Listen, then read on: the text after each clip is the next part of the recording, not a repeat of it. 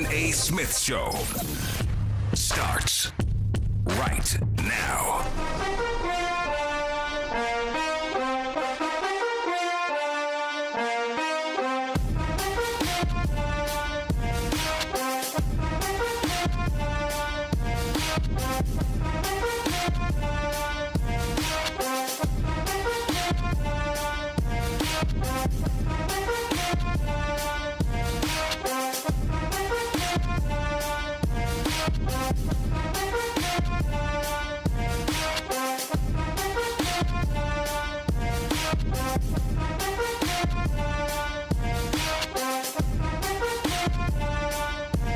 What's up, everybody?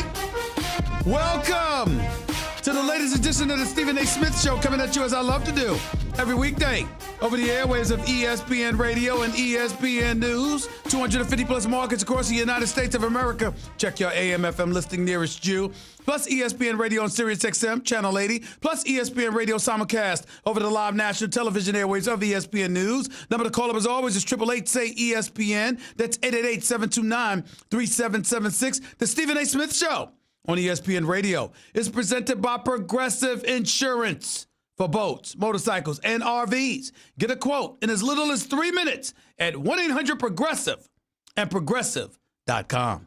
Time for Straight Talk, brought to you by Straight Talk Wallets. This is an aberration. Ladies and gentlemen, a miracle is about to take place right here on the Stephen A. Smith Show on ESPN Radio. Something that is about to happen that has never, ever, ever happened in my history of doing radio, ever. And do you know what that is? Do you know what that is? I'm about to lead my show about the New York Mets. The New York Mets, who I openly and unapologetically don't give a damn about, because they're the Mets. They are not the Yankees. They are not winners like the Yankees are. And I'm a native of Queens, New York. I grew up 15 minutes from the old Chase Stadium before it became Citibank Field. I don't give a damn about the Mets. I leave that to Don Juan LaGreca. For those of you in Nationwide who may not know who that is, Don Juan LaGreca is an absolutely fabulous radio host, partnering with Michael K on the Michael K Show every weekday in New York City.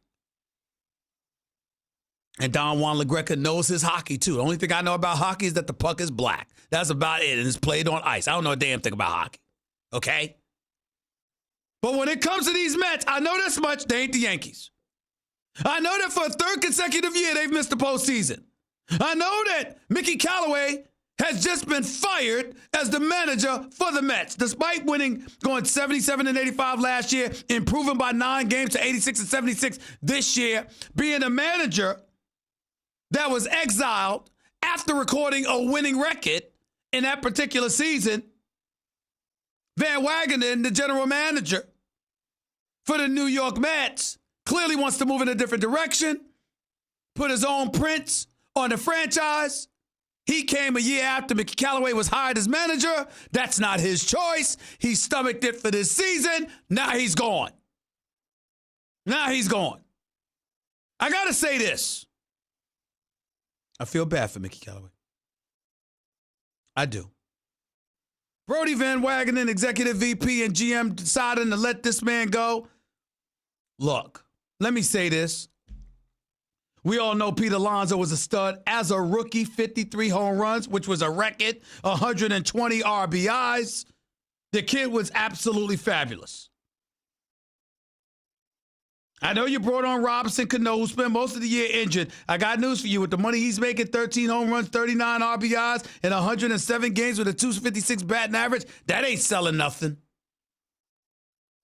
Rosario and Todd Frazier and J.D. Davis and these boys, I get it. You got some respectable talent. Conforto as well. Let's not forget him and his 33 home runs. Mickey Callaway did not do an awful job. The Mets, who we determined long ago was a practical wasteland en route to nowhere, resurrected their season. And for a time, the Mets were the best story in baseball. They really were. They were absolutely fabulous. But sustainability matters. And they didn't have that capability. And as a result, they're moving on. And by the way, as much as I respect Mickey Callaway for the job that he did, they're moving on at the right time because I'm here to tell you, looking at my producer extraordinaire, Jonathan Winthrop, looking at my man, JC, let me tell y'all something right now. When you look at some of the candidates out there, I don't mind. I really, really don't mind. I'm here to tell you right now. You got Joe Madden, who just got let go by the Cubs, although he did so at a press conference with a glass of wine, it seemed, very relaxed and cool with the decision. You got Joe Girardi and Buck Showalter out there, established, bona fide managers. We all know what they bring to the table. Me personally, I like a Joe Girardi. As much as I love and appreciate the job that Aaron Boone has done for the New York Yankees, and there is no question at this particular juncture, considering his relationship and the way he's cultivated those relationships with the Yankees, he's the right man for the job, and he deserves our credit and our respect, particularly as a former colleague here at ESPN. I love Aaron Boone. Love the job that he's done. But it doesn't mean that I was happy to see Joe Girardi leave. Because I think Joe Girardi's a hell of a manager. And I think one of the first things the Mets should do is pick up the phone and call him. Buck Showalter, not so much. I know he's great. I know his knowledge of baseball is impeccable. I get all of that, but I can't forget how pathetically awful the Baltimore Orioles were in his last year there. That's just me, John. That's just me. That's just me. I'm a Joe Girardi kind of guy. And I guess one could argue, after managing the New York Yankees for so many years in the Bronx, talk about a step down going all the way, going over to Queens, the coach to manage the Mets. I don't know. And if that's not a job that he wants, I respect that. Maybe Joe Girardi can end up in Chicago. Maybe he could do that. That way we don't have to worry about whether or not Joe Girardi is massaging egos or is he sabotaging young players because he's so stoic and hardcore and principled in so many ways, which certainly isn't a bad thing. That might not be something the younger generation gravitates to, whereas with the Chicago Cubs, it ain't necessarily the younger generation anymore. These ain't puppies. You got some experienced dudes on that squad. Maybe Joe Girardi is what the Chicago Cubs need. If I'm Joe Madden, some people say the San Diego Padres is the best job for him to take. As far as I'm concerned, if I got an opportunity to manage Mike Trout, I'm going to probably do that.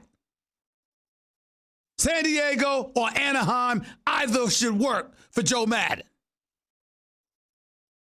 But to me, Joe Girardi should be New York or Chicago. Buck Showalter, I don't know. I just don't know. Because you can lose with him. And I'm not saying it's his fault. It's not like the man don't know what he's doing. It's not like the man hasn't had a relatively exceptional career. But I will remind everybody. Last time I saw him, excuse me. Last time I saw Buck Showalter managing a team, the man was 47 and 115. I'm going to repeat that. I understand how bad the Orioles were. I understand that's not his fault. In 4 years with the New York Yankees, he won 53% of his games. In 3 years with the Arizona Diamondbacks, he won 51% of his games.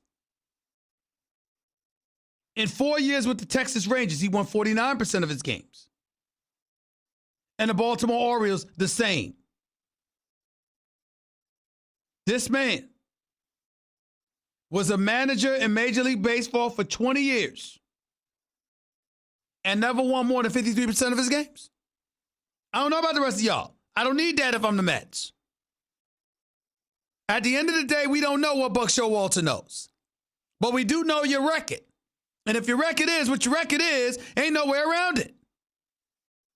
Period. Once won 100 games with the Arizona Diamondbacks.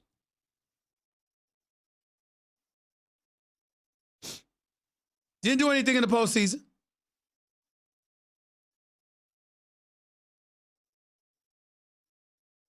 We got to call it like we see it, do we not?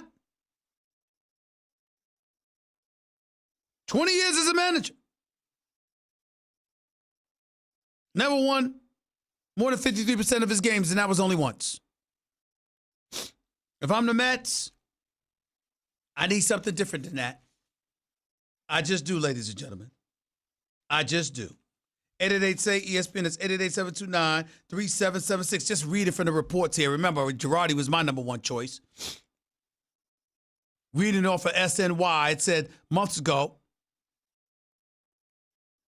they reported the Mets have done background work on a former Yankees manager. The team has expressed private concerns about Girardi's sometimes tense demeanor with players in the media, but are drawn to his skill, intelligence, and experience. Girardi wants to manage again and would consider the Mets. Okay.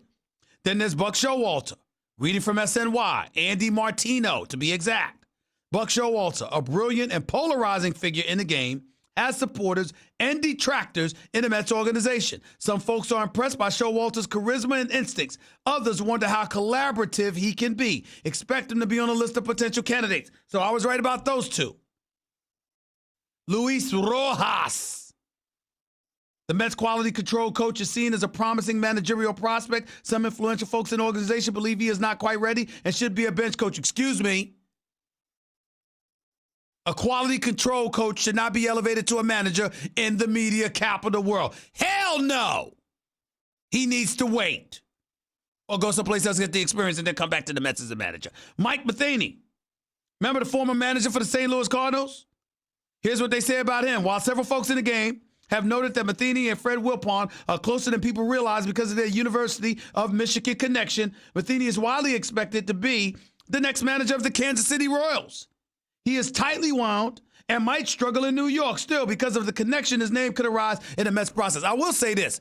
I had the pleasure of interviewing Mike Matheny one time. I only met him once. I don't know anything about him compared to what folks who actually cover the sport of baseball know. But I will tell you this. He certainly didn't strike me as tightly wound up. I tell you that. He seemed like a relatively personable dude. Maybe it was because he was there to promote a book. I don't know. But he seemed to have a nice personality. Seemed pretty cool to me. So I don't know if that tightly wound stuff, how accurate that is. Then there's A.J. Hinch. Remember, Astros manager. They're favored to win the World Series with that rotation. Led by Verlander, Cole, Greinke. I can't see anybody beating them, even though the Yankees supposedly are very, very confident. But this Astros manager apparently is Brody Van Wagenen's close friend, and industry speculation has swirled for months that the Mets might try to trade for him.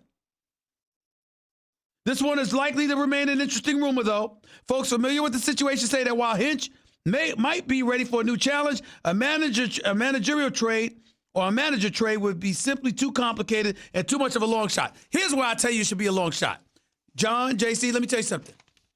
Do you have any idea what should happen to a manager for the Astros who would think about leaving to take the Mets job? That person should be drug tested immediately. Immediately. If A.J. Hinch was to leave the Astros to go and take over the New York Mets coaching job, she should be psychologically tested. Something is definitely wrong with him. Oh, by the way, David Cone, former Major League Baseball pitcher, former Met and current broadcaster, also has a desire to manage. He's let that be known. I mean, after all, once Aaron Boone did it with the New York Yankees, why not do it if you're David Cone? He is deeply conversant in analytics and an affable communicator. The Mets likely prefer experience, but Cone could represent an Aaron Boone-type moonshot. All right, I like that. Worth consideration. Bruce Bochy, a legend, last year in San Francisco. That's what this past season was. If the Giants legend decides to unretire for 2020, word is the Mets won't see him as a fit. Understood. Joe Madden, friends of the ousted Cubs skipper expect him to become the next manager of the Angels. Let me guess. Pete Alonso or Mike Trout. I love Alonso. Love him. Proud of the job he did this year. 53 home runs, 53 home runs. He ain't no Mike Trout. Let us be clear. He ain't no Mike Trout. That's a bad brother right there. So all of those things are things to consider. My money, I'd bet it if they know what they're doing over there in Queens. I would bet my money on Joe Girardi being the next manager for the New York Mets. Or at least having the option to accept the job or not accept the job. That's just me. I mean, after all, he was a Yankee for all those years. He does have a winning pedigree. He does know a little thing or two about winning, which the boys in Queens should want to be infected by. 888-SAY-ESPN. It's 888-729-3776. You are listening live to the Stephen A. Smith Show, ESPN Radio, ESPN News. There's also a Thursday night football game coming up. Seattle Seahawks will be hosting the Los Angeles Rams. And there are a couple of thoughts that I think are coming to mind. First things first, I personally owe Russell Wilson an apology. Because while we've been sitting here marveling at the greatness of Patrick Mahomes, and for a couple of weeks marveling at the improvement of a Lamar Jackson from last year to this year, and in the process, that of Dak Prescott as well, we forgot that there's a particular quarterback in the NFC playing better than anybody in the conference. His name would happen to be Russell Wilson. Completing nearly 73% of his passes, 72.9 to be exact. Throwing for over 1,100 yards. Throwing 8 touchdowns, 0 interceptions. The Seahawks are 3-1, and Russell Wilson is clearly leading the way. What the hell is there to talk about? How do we have these conversations and we don't include Russell Wilson in the mix, considering his level of flagrant greatness? At some point in time, when are we going to give this brother the respect and the love that he deserves? When are we going to do that? When are we going to do that? We need to stop. We need to get our act together. And we need to do a better job of giving this brother the praise that he deserves. Now, we're going to find out a thing or two tonight. But it's going to be mainly about these Los Angeles Rams. The weather is expected to be a little cold, obviously raining in Seattle, as it usually does. And because of that reality, you got issues. We understand that. We truly do. Okay? But because of that, you shouldn't see too much throwing of the football. That's A. B, you should expect more running, particularly when Seattle just ran the football effectively against the Arizona Cardinals this past week. So let's make sure we're clear about that, okay?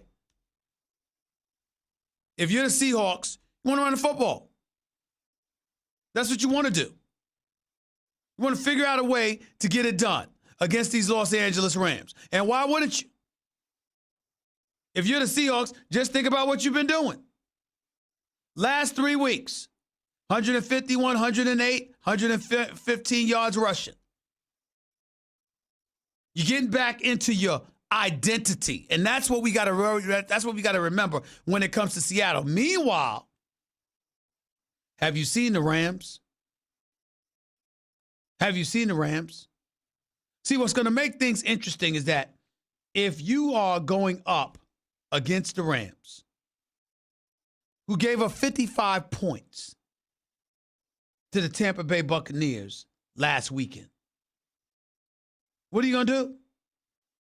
Last week, they let Tampa throw for 376 yards, passing. After giving up 127 yards on the ground in game 1, they haven't given up 100 yards on the ground against New Orleans, Cleveland, or Tampa. That much is true. But when you look at the Los Angeles Rams, their problem is offense.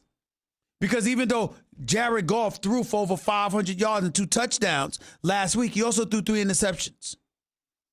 Not only did he throw 3 interceptions, not only was that bad enough, let's also remember the fact that he threw the ball 68 times. Let's also remember the fact they're not running the damn football. The Rams ran for a total of 90 yards on the ground against Cleveland and a total of 28 yards on 11 carries last week against Tampa. How you going to throw the ball 68 times and just run it 11 times and expect that to be good for you? Somehow, some way, McVay and those boys going to have to figure it out. I think because this is a short week And the game is in Seattle, where noise and that raucous crowd will obviously be a factor. I think it's going to be too much for the Rams to overcome. And I think that the Seahawks find a way to win this game. Because the reality is I believe in Russell Wilson more than I believe in Jared Goff. I just do. 888-SAY-ESPN. That's 888-729-3776. You're listening live to Stephen A. ESPN Radio, ESPN News. Let's get right to it before we go to break. Let's go to Sean. You're live with Stephen A. Go ahead, Sean. Hey, Stephen A. I've been a lifelong Mets fan, and watching them do anything has been an exercise in futility. Mickey Callaway was ill-equipped to manage. He came in as a pitching expert, couldn't handle the bullpen for anything, couldn't handle the offense for anything or the starting pitching. If the Mets know what they're doing, they're going to hire someone with experience like Girardi or Showalter, not some newbie like Joe Espada from Houston or their quality control coach. Okay, well, who would you prefer? I'd prefer Girardi or even Bruce Bochy. Well, Bruce Bochy retired, and I doubt he'll come out of retirement to manage the Mets. That's just my personal opinion. I have no knowledge whatsoever, but my personal opinion is that I find it hard-pressed to believe he'll come out of retirement to manage the Mets. I think Girardi would be a better shot. I'll tell you this, too. This dude, Jacob deGrom, when y'all going to get worried about wasting away his best years? When is somebody in the Mets land going to get worried about wasting away his best years? He's 31 years old. He's got an ERA under 3. I mean, when you look at what he does and what he brings to the table, he's absolutely fantastic. When are you going to get him some help? When are you going to do that? How do you sit up there in a straight face and waste away the career of an ace like this? When are you going to do something? Boy, I wish the Yankees had gotten him. I really, really do. 888-SAY-ESPN. It's 888-729-3776. We'll get to your calls and more in a minute, so don't touch that dial. You're listening live to Stephen A. ESPN Radio, ESPN News. Back with your calls and more in a minute. By the way,